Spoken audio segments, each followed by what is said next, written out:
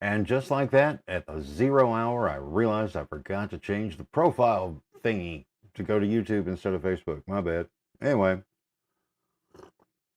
Facebook got a nice little promo thing going there for a while. I don't care. Good morning, everyone. It is Thursday, Wednesday, the 4th. Wednesday, February 4th. Yes, Wednesday. Yep, coffee's still working on hitting, but it's getting there. So, how is everyone today? I hope well. I hope very well, as a matter of fact. That's the biggest thing I can hope for anyone is that everything is going well. As we're sitting around waiting on the Martians, I'm waiting on that part of the script. I really am. I mean, um, it's just nuts. Good morning, Damien. Glad to see you came aboard. And yeah, it's been interesting over the past 24 hours as far as like Murphy's Law type stuff, if you will. But I'm okay with that. Murphy's Law is just fine and dandy. Let me put something over here just so it's not bugging me right now. What is that one? Oh, okay. Anyway, so I hope everyone had a good Tuesday. I had a great Tuesday, really and truly. Things got a little wonky in the technical side of things in regards to a thing that was going to happen last night, but it looks like it's going to be resolved, and hopefully the the Q&A conversation with U.S. Senate candidate Micah Ashby will go off without a hitch this morning. That's kind of the hope and the plan and the prayer. We will find out. I don't know for sure, but we'll find out then. Anyway, so that's all that, and I'm just just 2 minutes into the 8 o'clock hour and ready to roll. Ran out for coffee this morning to get the day going. What the hell? I got to make sure everything's right. Is everything working? Yeah. Okay, it is. Sorry, I moved some things around so I couldn't see like my levels on the audio, and I just want to make sure that they were there. But it's all good. Just waiting on the Martians. I wonder if they're actually going to play that card. What about you? Seriously. Um, I'm very curious because again, with all of the miscellaneous crap that continues to roll out for the collective consciousness to grab a hold of, gravitate to, and buy. I don't know. It's funny. It's like in all of my years, born in '73, so you can understand the timeline of where my perspective comes from. You've been through all of the same um, life events that we've all shared collectively. All right. Now, like I say, of course, '73, I don't have much recollection of it. It was December. I heard it was cold, but that's all about I know. And then, but we fast forward into the late '70s, early '80s. That's where the memory actually kind of kicks in on stuff. Uh, uh, so yeah, it's kind of interesting to think about all the things that we have collectively witnessed, and now to see what we're collectively witnessing is just unbelievably head scratching, really. And for me personally, it's like so much rerun stuff. I know like one of the big things, like with the memes and the things that you see on X and all that, that I find funny is that, well, now we owe the conspiracy theorists an apology. Well, you guys are all late to the party. Very late. Not necessarily you, but the ones who are commenting and reacting in the ways in which they are. And I find it hilarious. I truly do. Oh, let me actually fix that because just in case the Facebook used what I was going to be doing and I had set for the live broadcast. I want that to go away. I don't want it there actually. So, but I don't see it, so I'm not 100% sure. That's from last. I'm just getting notified. See, the Facebook platform is so on my nerves on so many different levels of things. It really is. So, anyway, but yeah, so here we are in the land of disclosure and finding out that those who we have granted the authority to have authority over us, right? Sure we did. Are just, I don't know. I need to download the video. This young kid on TikTok, I say young kid, he probably early 20s. I remember when if someone called me a young kid in my early 20s, I'd be all torqued off about it. I knew everything. But this young man actually summed up stuff very, very, very well in regards to like the particular files that have been finally released, but not all, of course. But his perspective and the way he blasts it out is absolutely brilliant. The bottom line is this. Okay, so now you have all of this salacious stuff that says, mainly allegations, that nothing proven. So there's kind of like the caveat for the FBI right now is that, there was no credible evidence because the majority of stuff in there is circumstantial. It is, again, allegations from tip lines from anonymous sources. So yeah, none of that is credible. You can't lock people up on that. You can't even really charge them without something tangible tied to it. So in that, that's a truthful statement, but people don't care for truthful statements anymore. But the bigger thing is all of that rolls out, dumps out the things that offend the common human, moral human. No, even if morals are like selective, right? They can't help but, really partially infuriate, disgust, repulse, um, everything that could be bad in the world is inside of these file things, right? And again, this isn't a commentary on that, not at all. It's more important to think about that with all of that and the whole social online cyber space is erupted about it. Various things people are picking out certain personalities to talk about. But at the end of the day, nothing is truly happening, nor will it happen in regards to it, other than it was another one of those tighten the screw, then let it go. Tighten the screw, let it go. And it's funny. I remember, and again, if you fall into the category of me, which you do, and excuse me, but when we look at it through the perspective of being desensitized to things, remember the first time that you heard the big four-letter word, right? The one that rhymes with truck, and it punched you in the face. The first time you actually heard it. And then if you heard an adult say it that had never said it in your presence before, again, bam, another big shock type thing. Or the first time you learned of something as salacious as a divorce. Because again, I was fortunate. My parents stayed together forever and never had issues like that. But to see like the first time you came in contact with a kid whose parents were going through a divorce and that perspective shift of what that means and all that, let alone all the other bigger stuff. So it's very interesting to see where we've come now to where, again, watching something like The Walking Dead on television, it's still cable television, but I think it may actually be in syndication. I don't know. I don't watch television anymore.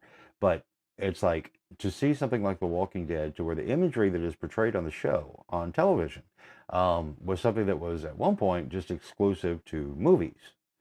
Um, that type of shock factor means nothing now. It's like whatever. Like another great example is like the Mortal Kombat games. Whenever they had evolved from where they started to where then you would see like the digital blood on screen, and it was like whoa, whoa. But now you've got the first person shooter games and things like that. And this is not a commentary on them. It's just a matter of the way our perception has been so desensitized on so many things that it's really hard to phase people anymore because of what's just part of that collective conversation and understanding of things. And well, it's just the way it is now. It's fascinating, terrifying in some ways, but fascinating to observe in 5 decades those transitions of how people perceive things. And I don't know. I know that, like when it comes to doing stuff like the virtual stump thing, trying to get people and candidates connected to know who each other are, or what one wants and what one says they're going to do.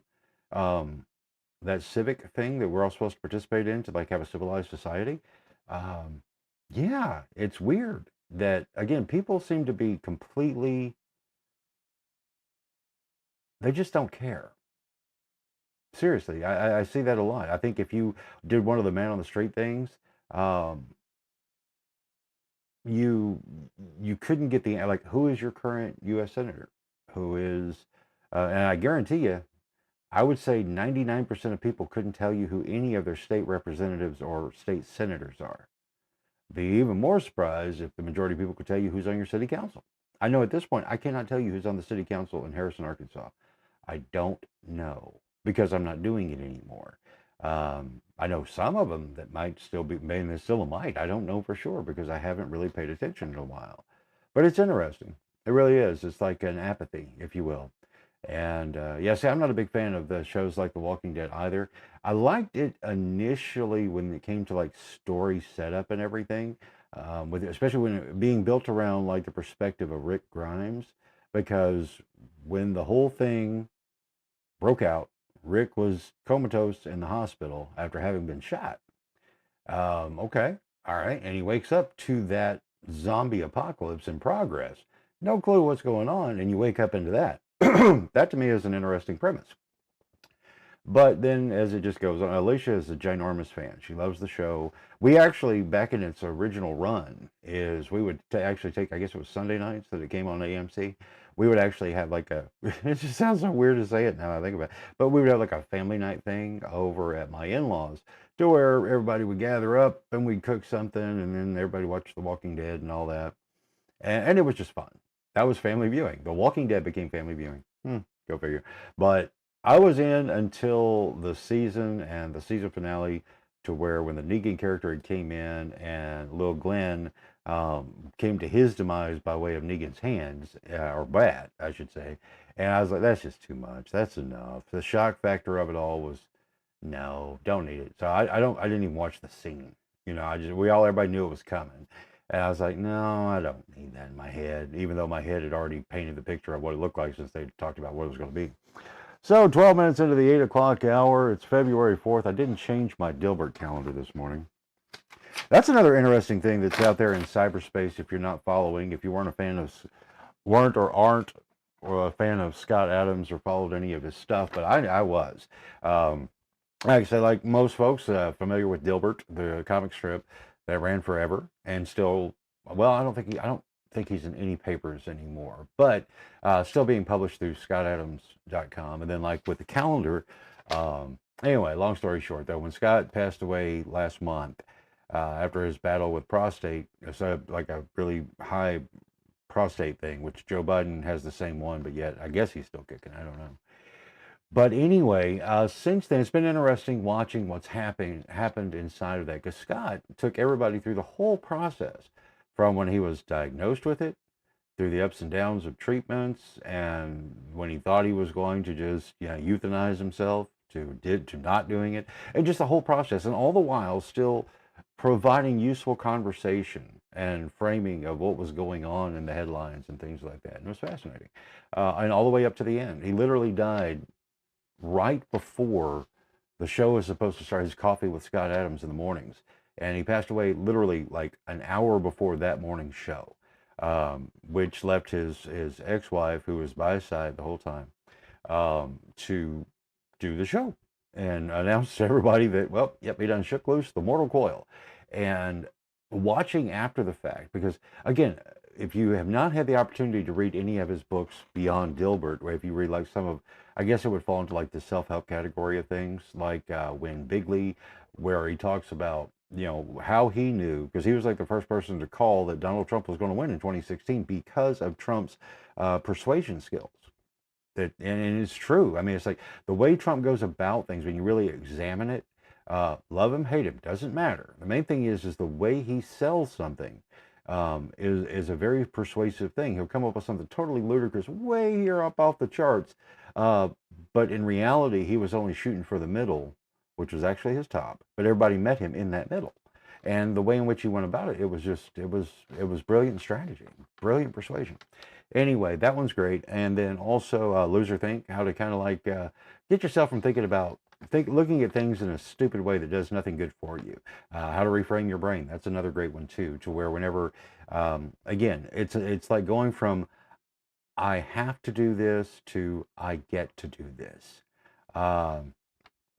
And it's that, anyway, that whole collection of 5 books, I believe it is, there's good stuff. I've actually got Caitlin reading Loser Think right now, because it's a very important framing for young minds to, again, we all start out pretty happy and jolly, and then we start get bombarded with all the no, no, no, no, no, no, no, no, no's. And all of those things, they compound over time, and then people believe that in most instances, there's nothing that they can do about anything. And it's a very detrimental thing. So anyway, Loser Think, great book. How to Reframe Your Brain, the Dilbert Principle, actually. I think that was his first book that wasn't just the comic strip. Anyway, But the reason I bring that up is because now on YouTube, and I think also on X, fellow has created AI Coffee with AI Scott Adams, where he's taken and made a digital clone of both Scott and his Scott's voice. And for the most part that I can tell, he has like taken Scott's books and he's taken podcast episodes, and this is all very easy to do. I can walk you through it right now to where you could make a, if there is source material to work with, you could collect all that data, plug it into an AI, large language model like ChatGPT or Gemini or Grok or any of them, and you could create a base database of everything that person had done as far as that stuff goes. Anyway, to be able to then rationalize, analyze, think about what that person would say as, you know, the AI acting like that person, okay? Using that data set to be the thing to draw conclusions from, which is terrifying and mildly fascinating at the same time. But it's been interesting since Scott passed, the way the long-time fans of Coffee with Scott Adams, and because again, I'm not saying anything bad. I absolutely love his stuff. Period. It's great stuff. I mean, there are certain things that he said in the books that really just clicked for me and just made me go, "Oh, I get it." Hell, even doing this. Um, it's interesting because there's like now like this post-mortem cult of Scott Adams that to me is more scary than the AI Scott Adams, honestly, because these are still real human beings who are wanting in the best of intentions and heart to carry on Scott's legacy, which I think is great. But there's really a cult-like worship thing going on there and pedestalizing. Not 100%, but at the same time, still some. And it's weird because, like, when it comes to like the AI Scott Adams, I had seen, and I think I mentioned it a couple months ago, that there's an app that's been developed where you can do that type of thing with anybody, right? To where you could take a picture of your mom or your grandmom and then like record some of their voice and then be able to build out the data set and all that. Good morning, Gar. But and then you could do that, and so you could clone your parent or friend or whoever digitally and with the AI space to where it acts like them, sort of. That I think is really, really bad for humans because with the human aspect of it, when it comes to death, we are supposed to go through a mourning, grieving process to then move on. But whenever you put a digital clone in its place of all of that, I mean, I think the psychological damage is going to be ridiculous, really and truly. Yeah, you know, see, if you always wore the platform cross trainers, you would never have a problem getting up and down off of any pedestal, Gar. It's true. But I don't know. It's a wild and wacky world. And again, I've been observing this stuff for so long that I'm not. I'm completely desensitized to anything that comes out now. Like the things that are being said are proven inside of like the files of the guy. It's like, and you know, because some of the stuff I do know from firsthand experience. I I've been aware of, you know, and some things I have personally experienced or seen firsthand that I know really happened because I was there. Like again, the most I guess the most benign experience that was a big wake up for a real wake up call. I mean, there was always the talk in the teen years of things, you know, the Big Brother stuff. But when, and it was in 92, pretty sure it was 92, 93, 90, it was 92, where I watched a news story on the AP wire, the Associated Press wire, the thing that fed all the information to all the radio, television stations everywhere. I watched the story completely disappear. I watched it happen in real time. I had the only thing that I, at the time that I had that could prove that I wasn't crazy or making something up is I had printed it off, and it was a dot matrix printer, right? And anyway, so whenever it was about an explosion near the White House, and it was like way in the wee early mornings of the night, and I was overnight board up at KARN, and Anyway, when that came up, it was an urgent story. Boom, blasted across the wire. And so I printed it. I called the news director, and he said, "Well, let's wait until we get confirmation." I said, "Okay." Second story comes in with confirmation that it happened. I called him back. He's like, "Okay." He only lived like maybe 3, 5 minutes from the station, very, very close. Anyway, so he got to the station, and by the time he got there, it was completely erased, gone from the wire, as if it never happened. The only thing that showed that it was real is I had a printout. But of course, you can't print that. You can't. You do not want to publish that printout. Why? Because you can't confirm the sources now because it's all gone. It's off the wire. So what does that mean? That means they do control narrative. And number two, free speech is a fickle thing, right? Even for the press. And it was 2 weeks later, that they finally reported that there was an explosion by the White House 2 weeks prior, and it was actually a terminal or transformer in the subway station there in D.C. that had exploded near the White House. And now, how true that is, I don't know. But I think someone may have also ripped that story off the wire, and they really worked hard on shaking that thing down to find out what had happened. So, but it was there. Ah, yep. So, I don't know. It's very interesting. But I don't know. I need my cheaters to read the little Dilbert strip, and I will later. Right now, I'm just trying to get myself ready because 9 o'clock, I'm going to make a run at doing the interview with U.S. Senate candidate Micah Ashby. Again, we had technical difficulty on her end, which just feeds into all the wonderful conspiracy that goes into my head because I know things happen for real, and she could not, for the life of her, wasn't able to get clicked into the Video Ninja for the guest thingy, so we could like interact on the show. It just wasn't happening. And it's like I tested everything on my end. I had Alicia test by way of her phone, and so everything on this end was fine. But she could not get up for that, and I know that she can do it because we had done it before. But last night it just was not happening. So we're going to give it a go this morning again at 9. I'm in between on whether I'm going to stream it or just record it and then stream it later. I don't know. Streaming, because I'm sending it to Facebook versus the YouTube, mainly because around here, Facebook is still the place where everyone is. YouTube's a whole different monster. Um, but I don't know. We'll see how that goes. But that's coming up 9 o'clock. I'll be doing that. So I'll be cutting a little short so I can be ready for it. But it's a fascinating, weird world that I'm not shocked by anything. I honest to goodness, the only thing I get shocked by is people's responses because again, it's like perspective to like, I'm like, you didn't know that? Oh, okay, there you go. Da, da, da, da. Well, that's what's funny. It's like thinking about the snafus that happen. I would, and that's all I can call it at this point because I can't prove anything any other way, other than for all of the efforts to get to just click that one link, everything worked fine. All of the attempts were they were separate but equal as far as what the outcome should have been.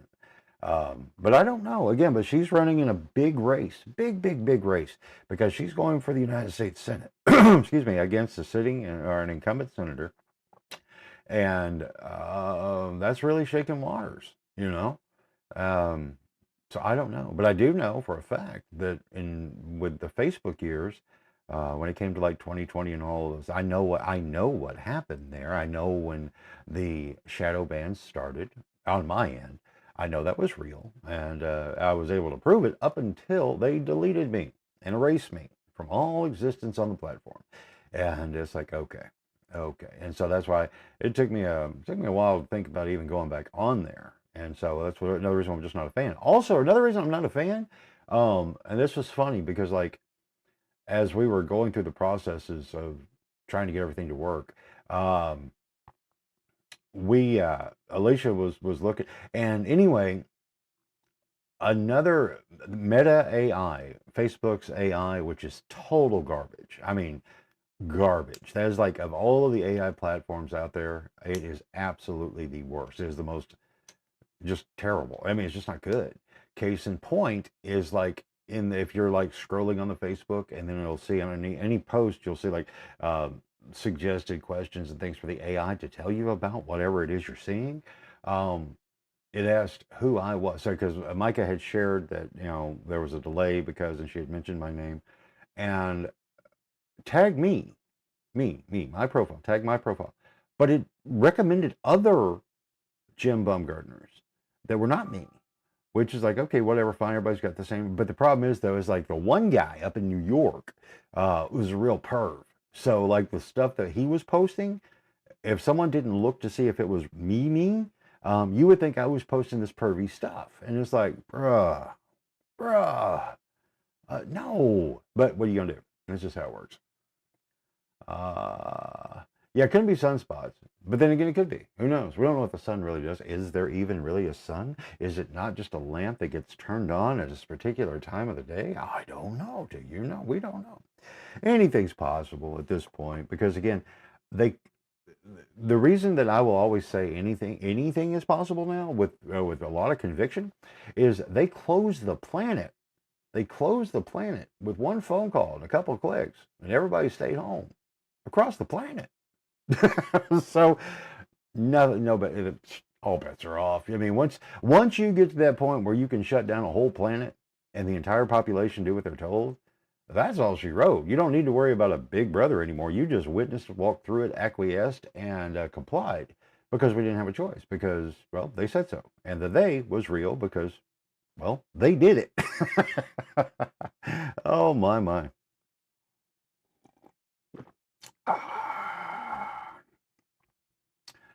Well, and that's what's funny. It's like, as far as like the way you put it there, Gar, as far as like, that it's theirs. They do, So I did not comply very much at all, actually, during the whole thing with the pandemic, because I knew it was dumb from the beginning. I'm like, no, this isn't right. This isn't no. But the problem is, though, there was just enough fact mixed in with fiction that, again, the average person wants to simply live and enjoy their life as best they can, and that is understandable. Most people do not do deep dives and doing real research, let alone deep dives into the wacky stuff. But you have to go into the wacky stuff because the wacky stuff, there's always going to be a sliver of truth of some sort. If and only it exists, that someone thought about it and said, wait a minute, what about this? Okay.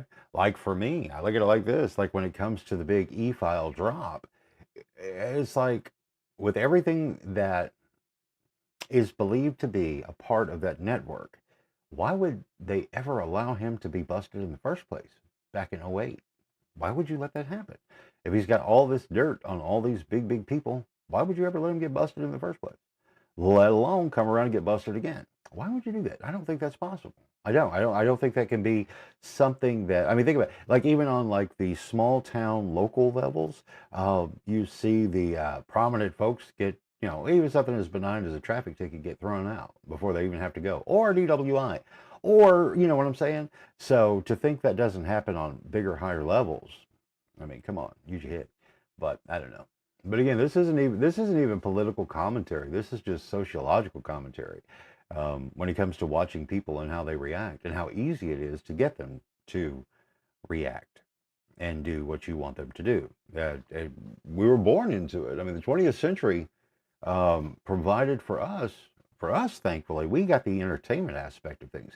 We had a movie industry, we had a music industry, we had a focalized look at the stuff that was programming us with just 3 channels and local radio, television, newspaper content.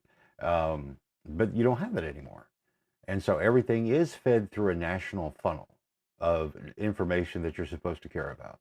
So I find it fascinating. I really do, but I'm not shocked by anything, not a bit. There's nothing, but I'm always amazed watching people being shocked by it, because again, like everything that's in like the news cycles now is literally rerun cycle, the rerun season, and it's like the 4th iteration of the reruns. It's like full on syndication stuff now, with the stories and things that are being reported that are so whatever.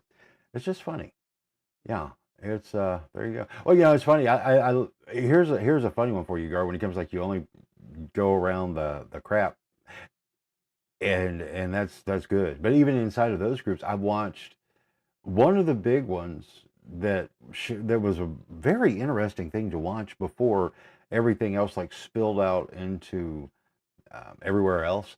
But like when it comes to Mego toys and Mego fans, that was like it was funny. It was like a precursor of things to come in society, because I watched inside of those communities civil wars break out, and people break out and branch off and create their own version of the original thing, and the factions would split up and huddle up over here. And now when you go on to like the Facebook land, there are so many different factions and groups, again, civil war inside each one of them, sprawls off into another. And I'm thinking, dude, these are just toys. I got caught up in it too. I'm not gonna be a hypocrite, because it was like, this is dumb. Why are people fighting about this? And why are you even talking about this when we're just but then it's like, well, why not talk about that? We all have a commonality going. What the hell is going on here? And but it was a microcosm.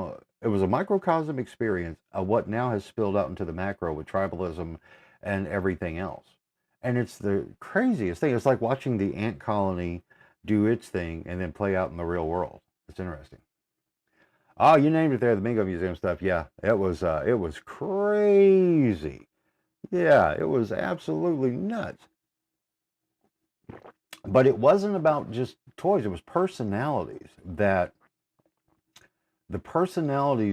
started taking everything very, very personally. That it was very interesting, disturbing, really. Yep. Hmm. Well, even like those debates between like the type 1 and type 2 bodies, you know. Yeah, that was it, because people would get heated, man. It's like, okay, calm down, Junior. Just calm down. I don't know. But it's interesting, and it's where we are in this wonderful, wacky age. And that's why, like with my Facebook page this morning with Flip the Calendar, and I used Marvin the Martian because it was kind of a last minute thing. But it's the only next thing I can think of that needs to get rolled out. I mean, gosh, if you're going to put all of this other stuff out that confirms all of the salacious conspiracies, well, hell, either break out a war, which they keep teetering with Iran. I mean, it's been a long time since I've seen them like really um, rattle the war drum stuff. And I don't know. It just, that's what they do. But just waiting to see when they're going to roll out the aliens. It's time. We've got all this disclosure, the UAPs and the committees and the reports and the personalities that I personally, and I've known plenty of people in the real world who have been very all in on stuff when it comes to that. And I'm not saying one way or the other. I'm not going to do that. I have my own opinion. Um, but I'll just leave it at that. But I know my own personal experience with some folks who took it very seriously when it comes to either like alien abductions and things like that, or this one fellow I knew, 20 plus years ago, that he had started writing a series of books, and the series of books came by way of transmissions from the aliens getting beamed into his head, right? Uh, okay, fine. Of course, he had a pen name, but in meeting the guy, and he was a nice enough fella, a little weird, but what do you got? But the thing is when I started like looking into who he was really, and finding the psychological damage that the guy had been through, mainly his own, because he had been a very abusive husband to his wife forever. And then when she got ill in the older age stages, he didn't get better. He had no compassion. He was actually kind of worse and took it out on her. And till the day that she finally did die. And I think at that point is when the reality hit him in the head, and when he started getting visited by alien transmissions in his brain. So he started writing these books. And there are a lot of things, not just in that weird old wackadoo stuff, but in other things in society that I've seen people go through a traumatic thing, then pushes them into an alternate. We will call it paranormal only for the fact of you have normal accepted, and then you have not normal to societal standards, behaviors, activities, and behaviors that are fascinating. And again, I watched all that in real time. I watched again in real time where, like, before the ghost hunting thing became the thing, we'll use 2004's benchmark of the TV show Ghost Hunters as like the kickoff point for everything forward in paranormal investigations, as the thing, because everybody's wanting to be like the guys on TV. So everything that had been part of that, what's the word I'm looking for?